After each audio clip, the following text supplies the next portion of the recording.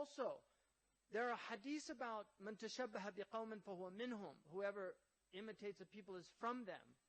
And so, one of my teachers, Abdullah At-Tiridi, who was a student of Shaykh al-Ghumari, and I actually have ijazah from him from Morocco. Shaykh al-Ghumari was very rigid and strict about things, and he wrote books. Shaykh Abdullah has a book, Al-Istinfar fi Ghazar al-Tashabbuh bil-Kuffar, like calling people to fight the ghazwa of not imitating the kuffar. And that's his book. And it's all these hadiths. It's a litany of hadith about not imitating non-Arabs, about don't dress like the Ajam, and don't. Sidi al-Mawaq said all of the hadith that relate to not imitating the Ajam are specific to the Arab. They have no relationship to Ajam that become Muslim. So this idea of not dressing like, and then you see converts who suddenly put on a robe and a ghutra, thinking that this is Islam. There's no dress of Islam. There is no dress in this religion that is specific to the religion. The Prophet ﷺ wore a Habashi shirt. He wore a Roman shirt. It was a Romani, qamis Romani. Kana dayiq. It had narrow sleeves.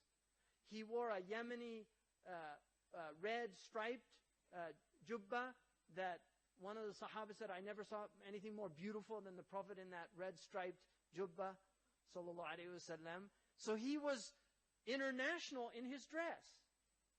He didn't wear anything specific to indicate. Now, he did wear a turban. And he did cover his head. But he also went hasir al-ras to show that it wasn't haram not to cover your head. The Andalusians, the urf of the Andalusians was not to wear anything on their head. So the Andalusians did not, in Mauritania, the Mauritanian urf for the men is not to wear anything. They have the turban wrapped around their neck, and then when they go out in the sun, they put it on. Shaykh Abdullah bin Bayya, all the time, right when he gets inside, he pulls off his turban, and he puts it down. Right? So the turban, undeniably,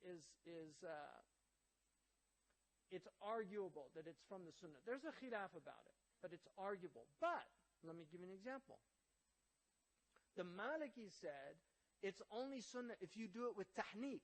So you have to do the turban wrapped under the chin, because that's the way the Prophet ﷺ wore his turban, with a du'aba, wearing like the way Jama'at Tabligh puts down and has two, they have two coming out. The Prophet did that.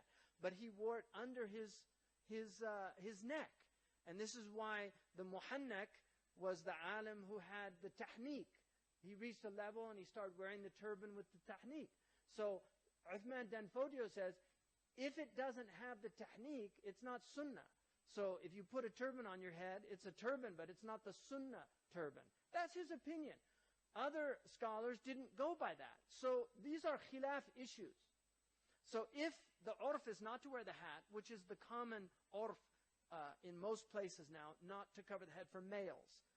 But it's actually not good for you because the sun goes through the hair, and if you're in areas where there's a lot of sun, it's actually very bad to be exposed to sun. You can get cancer. That's why if you go to a dermatologist, they'll check your hair, under your hair, because it's a very common place to get skin cancer.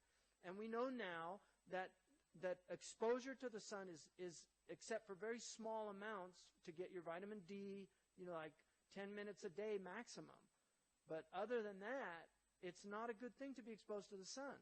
And people that have a lot of sun exposure, they wrinkle quicker, they have a lot of skin problems, especially if they're from northern climates. So traditionally, people covered their head, in both male and female. Now, female coverage is the urf of the Bani Adam.